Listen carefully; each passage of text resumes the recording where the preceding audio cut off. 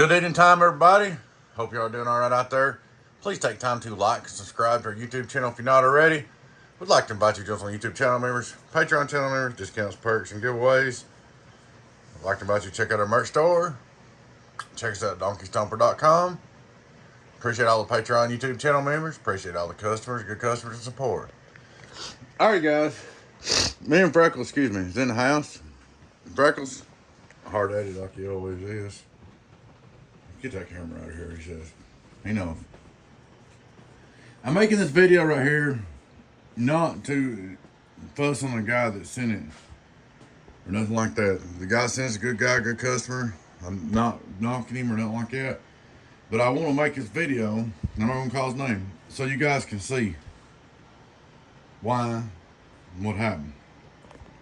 First off, he shipped it to me. Both switches got broken. Okay, well, that's not too bad, is it? We got a dent right here. We got this mark right down through here. Got a little dent right here. And then we got of course, the cord pushed in. It's always a weak spot. So what I can do, he peeked in here to see what happened to this box. And when he did, he turned the cover around backwards, which is a good thing on accident, so I can flip it around and hide some of that, put it in the back corner. And you're probably not even gonna be able to tell when I get done with it, but not much anyway. But we gotta straighten that out, straighten that out, straighten that out, straighten that out. Now what this video is about, I want you guys to see what happened. You know what caused it? The packing. Yeah, UPS was hard on it, okay? But this is the box. First off, the box is too flimsy. It's too flimsy, look. See? It's too small. Then the box is too small. Here's how he had it. He had this piece of plastic in there. And he had this he had that sitting on its foam and this cardboard in front. And he thought that would do it. But what it is, this is too hard. It's just like a brick wall. It's just like the floor or whatever. It's too hard. So when they threw it down or something, it just slammed into it and dented it. So we didn't have enough box. All right, guys. The reason why I'm doing this video, I want to go over this with you guys. What you need to do, if you're going to pack this, okay, you wrap this up this way with bubble wrap and this way with bubble wrap. And you want about 2 to 3 inches around it. And you want it taped on there good. That's the way everybody packs. That's the way Fat Boy packs. ICA, when they ship to me, any big company packs that way. We wrap it up with bubble wrap both ways to start with. And then you put it in a heavy cardboard box.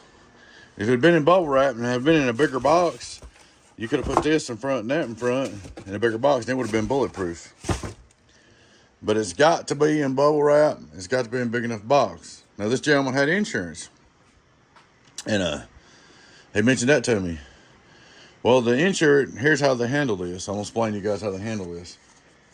They would have come and got, if I said, okay, let's file insurance, they'd come here and they'd get this box. And they wouldn't even worry about this. They just throw that back in there and they take it back to his house. They take it back to him because he's insured. When it gets back to his house, by the time it gets there, it's going to get beat up more. They take it back to his house. And then, after that, they're going to send an inspector out. And the inspector is going to want to inspect it was packed properly. Well, when the inspector gets there and decides it ain't packed properly, he's going to deny the insurance claim. And this might take 6 months or something. So it goes back, the box gets tore up more. 6 months to get the insurance inspector to deny the claim. And there you go. He gets nothing but a more tore up box. So, guys, in order for the insurance to cover, it's got to have 2 to 3 inches all around it. That's bubble wrapping. And when you put it in the box and you use good cardboard, if you pick up the box and it moves in there, it won't make it. It's got to be tight and thick cardboard box and bubble wrapped. Everybody says, well, use pull notes or whatever. Well, if you bubble wrap it first, you can. But if it ain't bubble wrapped first, if it ain't bubble wrapped this way and this way first, 2 to 3 inches, it ain't going to make it. You forget it. It's going to get tore up every time. That's why I'm making this video, because I don't want nobody to do it again. I made one the other day. It's going to get tore up every time. If you don't bubble wrap it first, you ain't got a prayer. So, and you needed a bigger box, a little bit bigger box than this, buddy. If you had just a little bit bigger box. So when you bubble wrapped it, it wouldn't have fit in this box. A little bit bigger box, a little bit thicker box. Then you could have put your cardboard in there and you'd have been golden. So they're going to be hard on stuff. It's supposed to, I think they're supposed to, the insurance to cover, it's supposed to be packed where, I don't remember, I think it was a 6-foot drop test. In other words, when it's packed up, you're supposed to be able to take it off this table right here and throw it on the floor and not tear it up. If it ain't packed to withstand so much of a drop, they won't even think about paying. So your insurance is useless if you don't pack it right. But guys, I just wanted to show you this, and this won't work. And I can see where he thought this would work, because, you know, it's so tough. But this is too hard.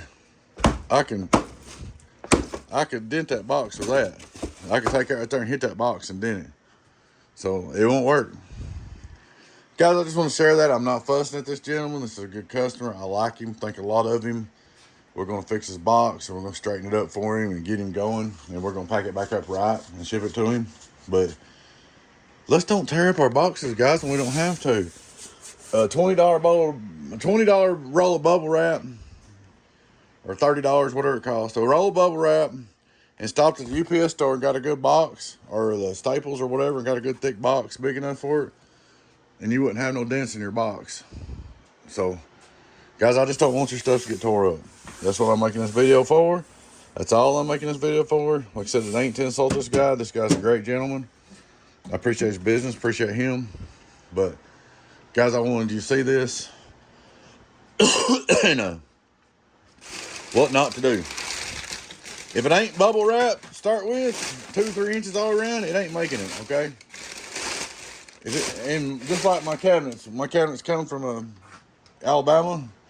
At RF Parts, RF Parts Supply, they take and do that. They wrap them like that both ways. ICA wraps them like that both ways. They do that for a reason, guys. So, you'd been better off with just bubble wraps and not these pieces. And guys, one more thing.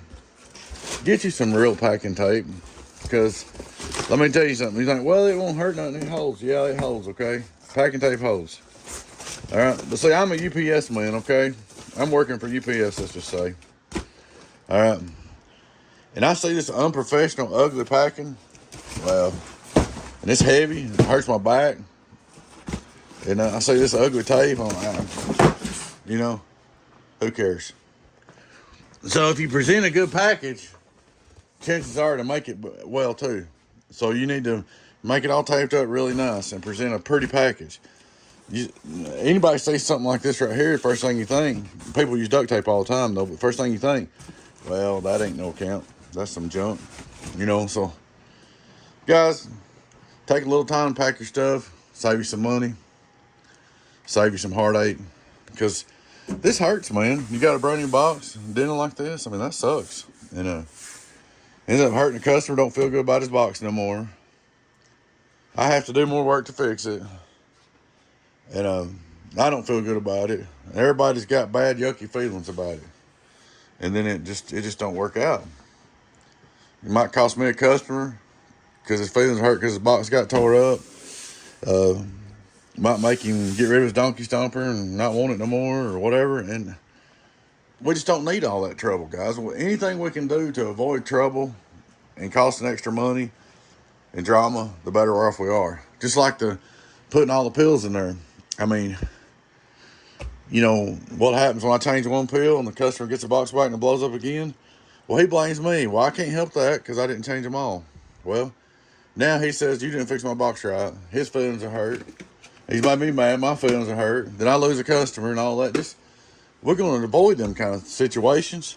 And that's what I'm trying to do, making these videos.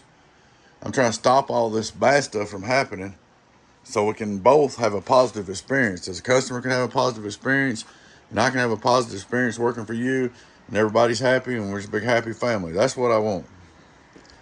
I don't mean to insult nobody. If I insulted anybody talking about their box or whatever, that was not the point.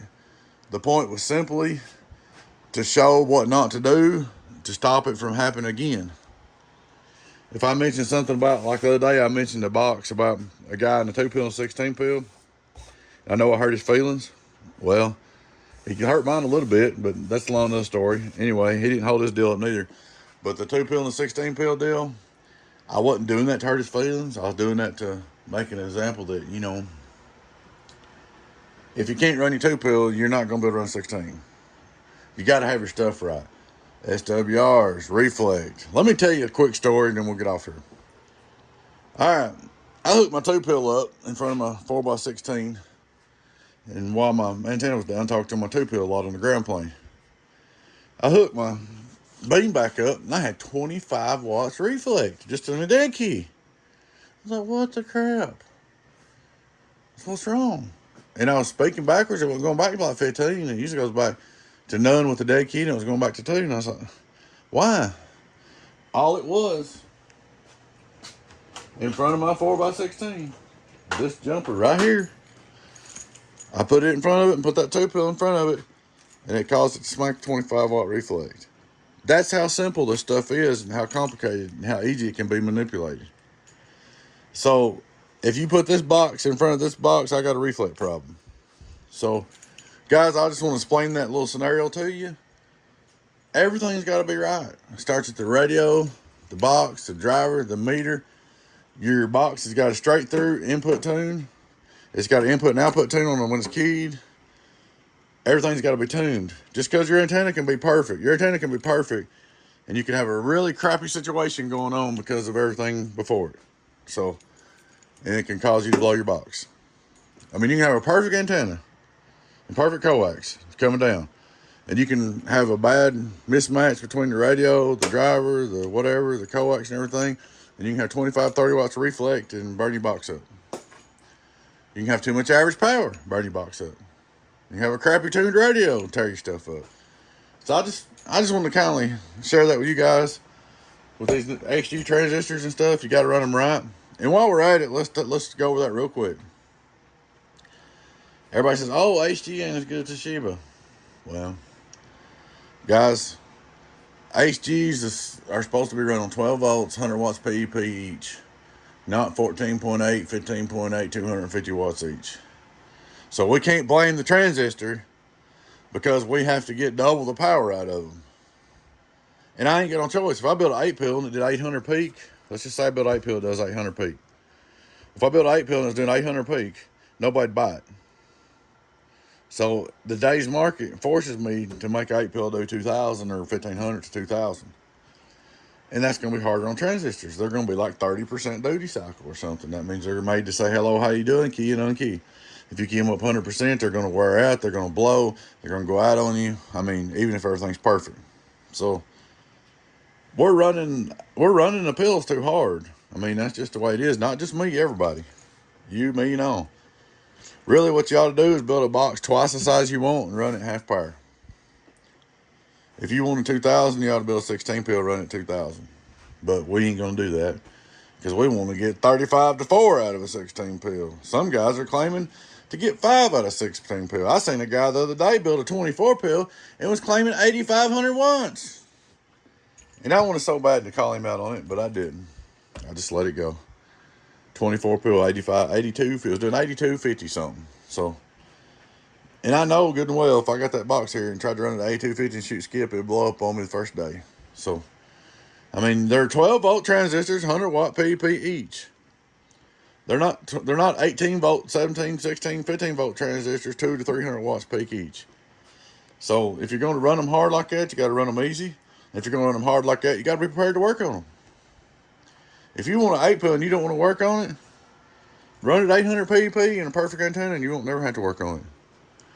But if you're going to run that 8-pill at 2,000 PEP, even on a perfect antenna, you might as well plan on it's going to have service. It's just like riding a race car. You race car it, you got to work on it. If you drive it real slow, it'll stay together. So, I mean, that's just the thing about these transistors, guys. They're made for 100 watts PEP each, 12 volts. And so was Toshiba. And that's why we're out of Toshibas. There were so many Toshibas extra made, we still have them if everybody run them like we do HGs even. Back then, everybody used Encore transformers around 18 volts. And then wondering why they blowed up. So, it's not the transistor. The transistor's doing what it's supposed to. The bill's doing what it's supposed to. We're driving them like race cars. We drive them like race cars, they're going to break. Guys, take care of your packing and stuff because I don't want no hard feelings. I want everybody to do good. I want to try to keep all my customers happy that I possibly can, that'll let me keep them happy. And I just want everybody to be happy and have a good time and enjoy the hobby. I hate it when something bad happens and somebody's disappointed. Guys, I hope that helps you. I appreciate y'all watching. Please take time to like and subscribe to our YouTube channel if you're not already. Would like to invite you to join us on YouTube channel members, Patreon channel members, discounts, perks, and giveaways. Big shout out to YouTube and Patreon channel members. Y'all take care. Be your friend 10 018 Beavis, DonkeyStomper.com.